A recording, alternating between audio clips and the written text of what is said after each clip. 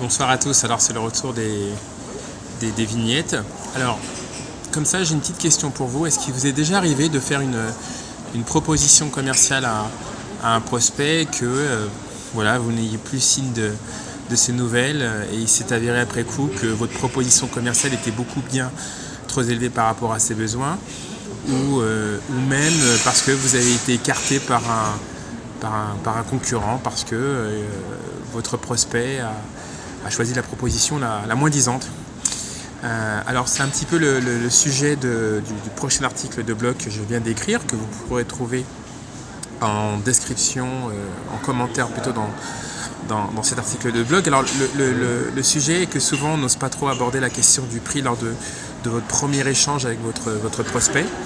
Et c'est mal en fait. Vous devriez ne pas hésiter à aborder cette question tout de suite pendant toute une série de questions. Alors cette série de questions, c'est le BBEDC qu'on avait déjà vu dans une précédente vidéo et qui est rappelé dans cet article-là. Mais là, on va se concentrer sur la partie budget. Voilà. Alors comme ça, 2-3 astuces. Si vous n'osez pas aborder directement cette question du budget, vous pouvez, alors supposons que votre produit vaut 100 euros. C'est un exemple bien entendu, surtout que dans ce genre de transaction on est plutôt sur des montants généralement un peu plus élevés, mais un sujet en tout cas qui gêne, hein, pas 10 euros. Donc supposons que votre produit votre service coûte 10 euros, bah, vous pourrez très bien lui faire voilà monsieur le prospect, est-ce qu'un prix entre 80 et 120 euros vous paraît raisonnable? Qu'en pensez-vous?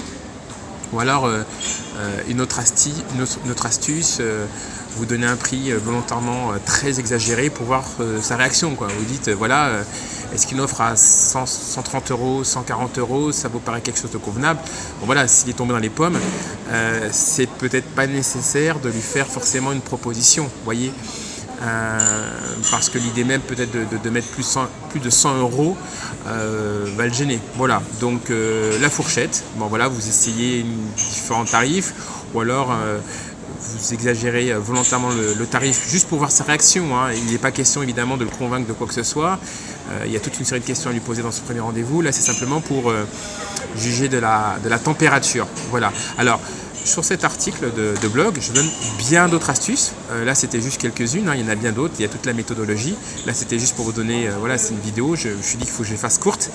Là, c'est juste 2-3 astuces. Vous en avez bien d'autres dans le billet que je viens d'écrire, donc sur comment voilà, demander le budget à votre prospect. Donc, vous trouverez le lien en commentaire. Pour le reste, je vous souhaite une excellente semaine et je vous dis à très bientôt. Voilà, au revoir.